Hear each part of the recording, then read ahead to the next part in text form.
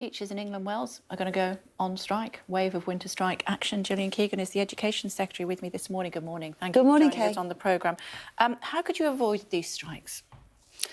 Well, we've been doing what we can. When I very first started the job on the 25th of October, I had, the first day, I had a letter from all four unions, and it basically said we need an extra £2 billion next year and the year after to pay for these increases in pay and also the cost of living, to help schools with the cost of living.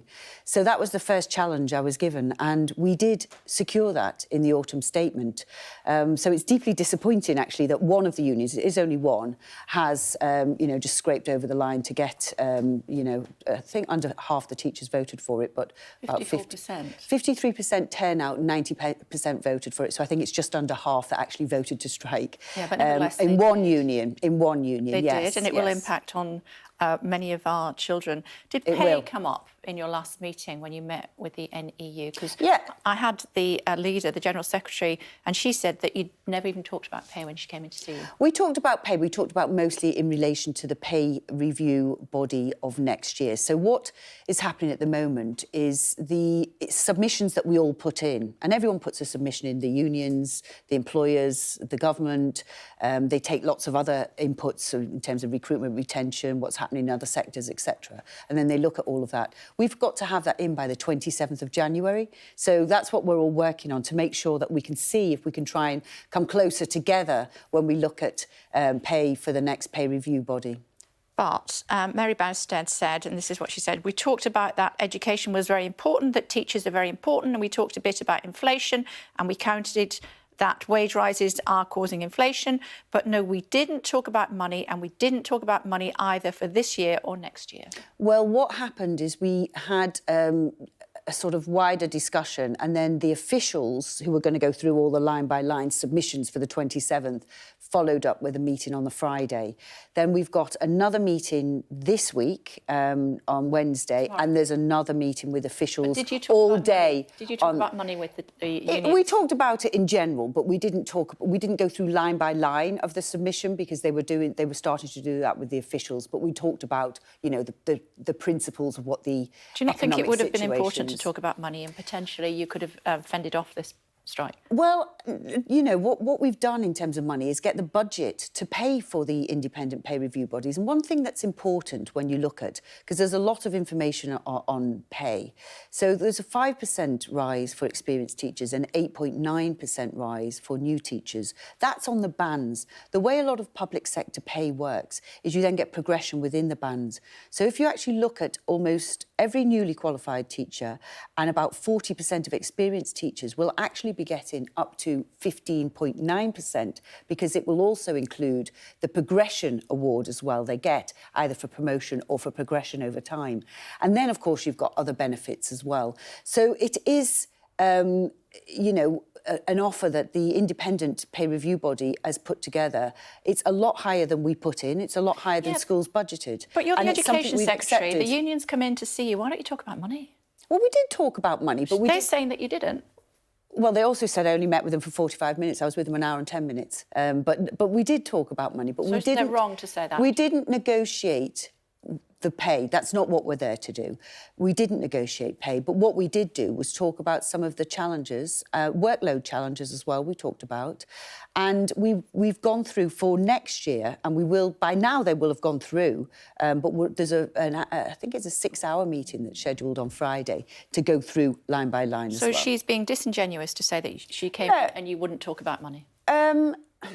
I mean, we talked about money, we talked about workload. Actually, the number one reason teachers leave, and the retention rates are actually the second lowest, actually, the numbers for last year, since 2010, at the rate level. But the number one reason teachers leave is workload and flexibility.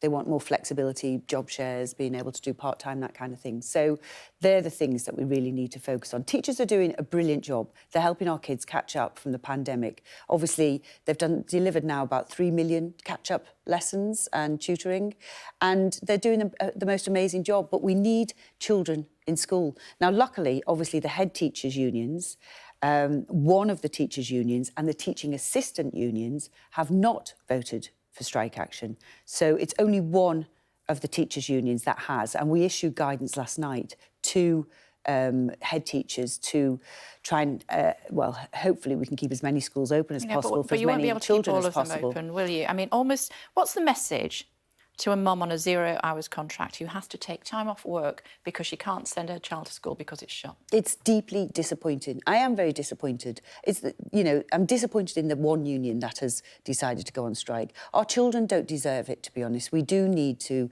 keep teachers and children in school. And I will work with, you know, you don't need to strike to get my attention. I will meet with people. I'll be as constructive as possible. But we do need to be fair. And the number one thing we need to do is tackle inflation. I've said that to you before. There's no point. What we need to do is halve inflation. That's obviously what we've said we'll do, and go further beyond, you know, more than that. OK, talk to me about the gender reform bill. Nicola Sturgeon said the decision by Rishi Sunak to block Scotland's gender reform bill is a full frontal attack on our democratically elected Scottish Parliament and its ability to make its own decisions on devolved matters. What do you think? Well, I wouldn't agree with that. I mean, the Scotland Act deliberately was set up with this power in it. And I think it was set up about 25 years ago, anticipating that there could be times when legislation, when it looked a bit messy or there was legislation that could potentially be competing. And it was set up, I mean, it was legislation written by a Labour government, voted for by the SNP. So everybody agreed on the Scotland Act and the structure of it and the fact that there would be this power and when it was to be used.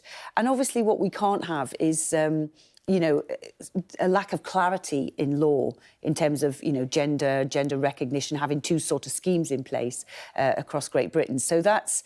But I don't understand those comments because it was something they voted for. It was deliberately designed in the Scotland Act to help us navigate where there were any of these sort of difficulties or things that were less clear. Would you be content for children in your schools at 16 to be able to say that they wanted to change their gender and be able to do that? We have to be very sensitive to children.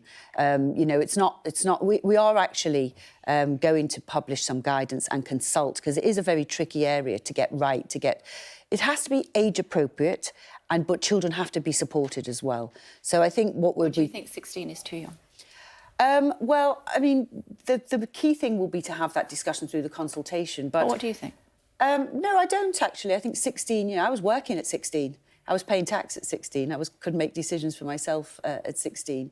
But, you know, it's not really about what I think. It's how we make sure we get that right balance of supporting children, but also making sure that what they're getting taught in schools is age appropriate. I'm sure you've got a view on this. How can we have faith in our police force when one of them has just admitted to 49 charges, including 24 rapes? It's unbelievable. It's really shocking and appalling case, and obviously the first thoughts are to the victims, many victims and their families.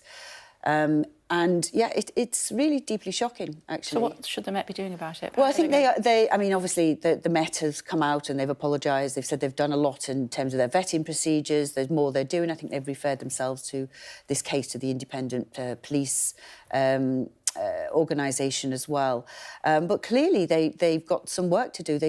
It's really, really important that we have that trust in our police. And of course, you know, high sort of profile cases like this or Wayne Couzens does damage that. And so I think the police have more to do, and the Met Police have said that they're going to be doing that. OK. It's good to talk to you. Thanks very much indeed for taking the time this morning. Thank you.